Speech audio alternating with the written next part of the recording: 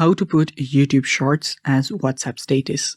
Hello guys, this is Atticus and welcome back to another tutorial video. In today's video, I'm going to teach you how you can put YouTube Shorts as WhatsApp status. Now before we begin, if you guys are new to our channel, head down below and hit the subscribe button so you don't miss out on our future videos. Now let's dive right in. So the first step that you'll need to take is open up your YouTube. So locate the YouTube app and then open it up. After you open it up, find a short that you want to add in a WhatsApp. You can tap on the Shorts button right below there. Then Shorts will open up. Now what you'll have to do is tap on the Share button. Then select WhatsApp from here.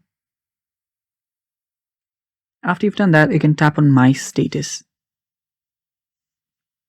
After you do that, tap on your Send button at the bottom.